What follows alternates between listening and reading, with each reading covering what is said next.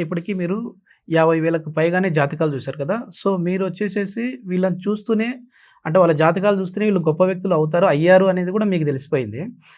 మరి జాతకము బాగోలేదు వీళ్ళది అని అనుకోని మీకేమన్నా అనిపించిందా? అరే! ఇతని జాతకంలో ఈ దోషం ఉందే, కానీ ఇతనికి ఈ పరిహారం చేసినా వర్కౌట్ అవ్వదు అని మీలో మీరు మదనపడిన సందర్భాలున్నాయా? అలాంటిది మళ్ళీ మీ రియల్ లైఫ్‌లో అతని గురించి నాకు ముందే తెలిసింది. పలానా ఇది జరిగి ఆయన పాపం ఇప్పుడు లేడు. లేకపోతే ఇదో అనేది అంటే ఆయనకు జరిగిన ఒక నష్టం గురించి మిమ్మల్ని కలిచివేసిన సంఘటన. అంటే దీనికన్నా ముందు ఒక విషయం మాత్రం ఇక్కడ పంచుకోవాలండి. ఎందుకనంటే ఒక వ్యక్తి యొక్క జీవితంలో చాలామంది వ్యక్తుల వ్యక్తిగత జీవితంలో కొన్ని సంఘటనలు ప్రభావితం చేస్తాయి. నా జీవితంలో కూడా ప్రభావితం చేసినటువంటి సంఘటన అంటే నాకున్నటువంటి అప్పట్లో 2009 నుంచి ప్రారంభం చేశాను ఈ ప్రసార మాధ్యమంగా. కాబట్టి అప్పుడు రాజేశ్వరి గారు అని చెప్పి బాగా ధనికురాలు, కానీ డబ్బు అనేటువంటిది ఉన్నది అనేటువంటి ఆలోచన కాకుండా చాలా సాత్వికమైనటువంటి జీవితం, అతి సాధారణమైనటువంటి స్త్రీగా జీవితం చేయడం, పెద్దావిడ. కానీ ఆవిడ ఒక సొంత కుమారుడిలాగా నన్ను ఆదరించింది. రాజేశ్వరి గారు అని బంజారా హిల్స్లో ఉంటారు. నా జీవితాన్ని మలుపు తిప్పినటువంటిది అంటే గొప్ప గొప్ప వ్యక్తుల యొక్క ఆశీర్వచన బలం అది ఎప్పటికీ కూడా చెరిగిపోదు.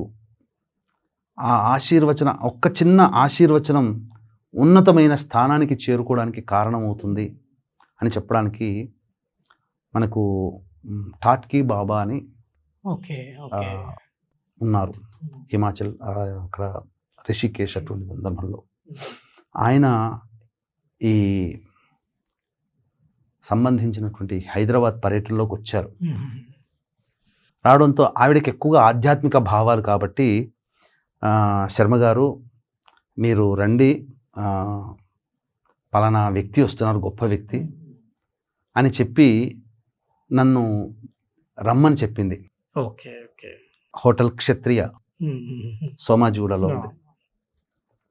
అక్కడికి వెళ్ళిన తర్వాత టాట్కీ బాబా రావడం, ఆయనను చూసి అంటే అతి సాధారణం. టాట్ అంటే ఏంటి హిందీలో? గోనె పట్ట. కేవలం గోనె పట్ట మాత్రమే ధరిస్తాడు. ఆయన ప్రవచనం, ఆ తర్వాత ఆ హోటల్ క్షత్రియ హోటల్ యజమాని రాజు గారు ఈ సంబంధించినటువంటి పెద్దమ్మ టెంపుల్ దగ్గర ఉన్నది.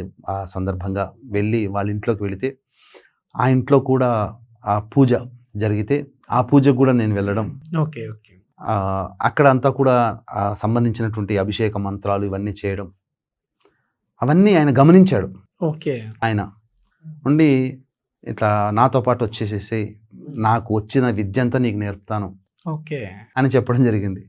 కానీ అప్పట్లో ఇంటికి ఒక్కడనే కదా కుమారుణ్ణి, చెప్పాను, సున్నితంగానే తిరస్కరించాను. అంటే అక్కడికి వెళితే క్రియాయోగము పూర్తిగా. ఎందుకు ఈ టాట్కీ బాబా అన్నానంటే దాదాపుగా ఆయన వయసు ఏందో ఎవరికి తెలియదండి. దాదాపు 800 సంవత్సరాలు జీవించాడు ఆయన. చూడడానికి ఎలా ఉంటారు గురూజీ? చాలా అంటే ముసలి వ్యక్తే, కానీ ఇప్పుడు మీకు నాకు శరీరం ముడతపడి ఉంటుంది. నేను అడ్మైర్ అయ్యింది అక్కడే. ఆయన అంత ముసలి వ్యక్తి అయినా ఒక పడుచు వ్యక్తి, ఒక చిన్న బాలుడు. అంటే చిన్నపిల్లలకి ఎక్కడ ముడతలు ఉండవు కదా, నిండుగా ఉంటారు కదా పిల్లలు. చేతుల దగ్గర కానీ మెడ దగ్గర కానీ ఎక్కడ ముడతలు ఉండవు పిల్లలకి. అంటే కణాలు పూర్తిగా ఉంటాయి జీవితంలో, శరీరంలో. అలా ఆయన వ్యక్తికి మొత్తం సంపూర్ణంగా ముడత లేకుండా ఉన్నాడండి. కేవలం నడుముకి ఒక రుద్రాక్ష మాత్రమే ఉంది, గోనె పట్ట కట్టుకుంటాడు, ఏమీ ఆయన ఆశించాడు. ఇది ఏ సంవత్సరంలో గురూజీ? ఇది 2013-14 అండి. 13-14. 2013 మళ్ళీ కలిసిన సందర్భం ఉందా? ఆ సందర్భంగా అయిన తర్వాత అక్కడ పూజ అయిన తర్వాత అంటే మొట్టమొదటి ఆ హోటల్ కలిశాను, అక్కడ ఆ పరిచయం. తర్వాత రాజుగారింట్లో, తర్వాత ఒక ఐటీ ఆఫీసర్ దోమలగూడలో, ఐటీ ఆఫీసర్ మొత్తం ఈ టోటల్ అప్పుడు ఏపీ ఉండే కదా, తెలంగాణ కాకుండా వాటన్నిటికీ మొత్తం హెడ్. ఆయన ఇంట్లో కూడా కార్యక్రమం అయితే నేను అక్కడికి తెలుసుకుని వెళ్ళాను.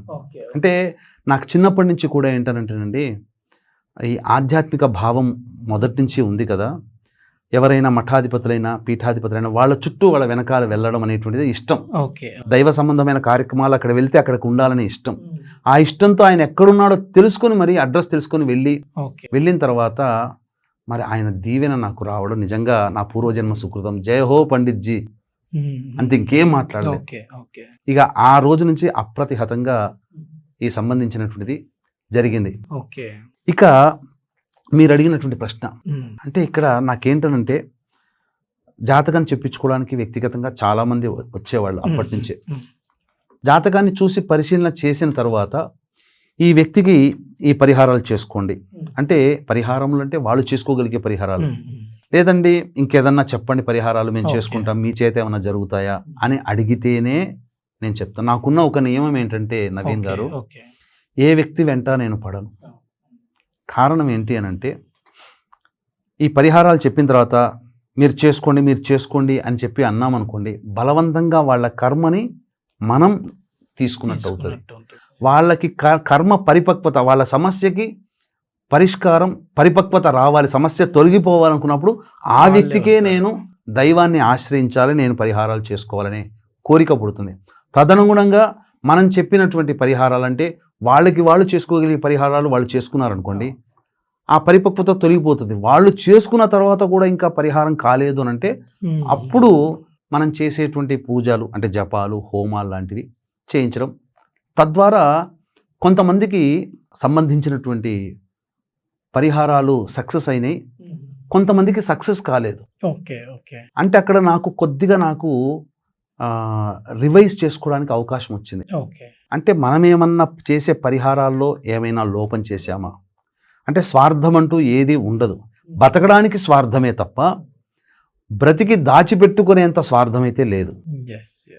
బ్రతకడానికి ప్రతి వ్యక్తి చేసే వృత్తిలో స్వార్థంగానే ఉంటేనే బతకగలుగుతాడు.